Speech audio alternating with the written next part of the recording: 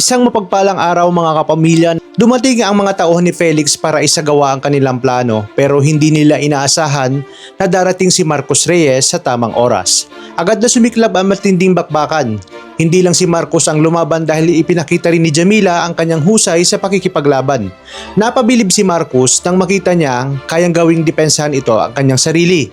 Dahil lihado na, napilitang umatras ang mga tauhan ni Felix at mabilis na tumakas. Kaagad namang isinakay ni Marcos sina Jamila, Asha at ang iba pa sa kanyang sasakyan para masiguro ang kanilang kaligtasan.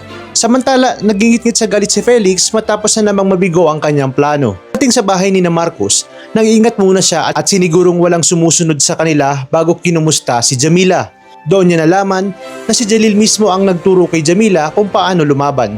Ngunit mas malaking revelasyon ang sumunod. Ibinunyag ni Jamila na siya ang anak ni Dato Roman. Lalong nagulat ang lahat nang marinig ito. Nang dumating sila sa loob ng bahay at na nag-alala si Jalil para sa kapatid nito. Ngunit mas nagulat si Marcos nang mapansing parang magkakilala sina Jalil at Jamila. Mabilis namang nakapag-isip ng palusot si Jalil at sinabing nakilala niya si Jamila noong sinundo niya si Dato Raman. Dahil dito mas lalong naunawaan kung bakit nasa panganib si Jamila. Habang nangyayari iyon, galit naman ang pinakawalan ni Felix sa kanyang mga tauhan dahil sa panibagong kapalpakan. Pero sa kabila ng lahat, nagkaroon pa rin ng masayang hapunan ang pamilya, kasama ang ilan sa mga miyembro ng Task Force Alpha. Nagpasalamat si Dr. Teresa dahil nagbalik na sa serbisyo ang kanyang anak at tila tuluyan ang nagkakaayos sina Marcos at Espina matapos ang kanilang lahat ng pinagdaanan. Sa kabilang banda, unti-unti namang nilamon ng konsyensya si Lara. Pakiramdam niya ay mag-isa na lamang siya dahil nawalan ng tiwala sa kanya sina Director Azuelo at Marcos. Mas lalo pa siyang nagdududa kung tama pa ba ang kanilang ginagawa dahil marami ng inosenteng tao ang nadadamay. Pagkatapos nito, kinausap ni Marcos si Jamila tungkol kay Jalil.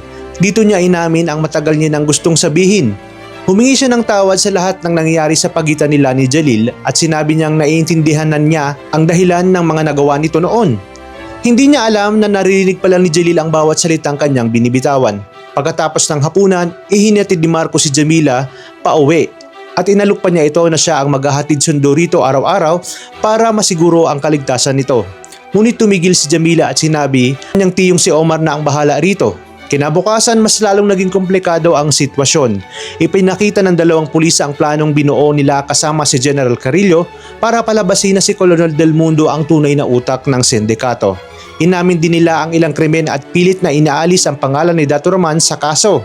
Ngunit kahit tila kapanipaniwala ang kanilang mga sinasabi, may kutob sina Marcos at Jalil na may malaking bagay na hindi pa nailalantad. At mukhang mas malaking sekreto pa ang mabubunyag sa mga susunod na kabanata ng Blood vs. Duty.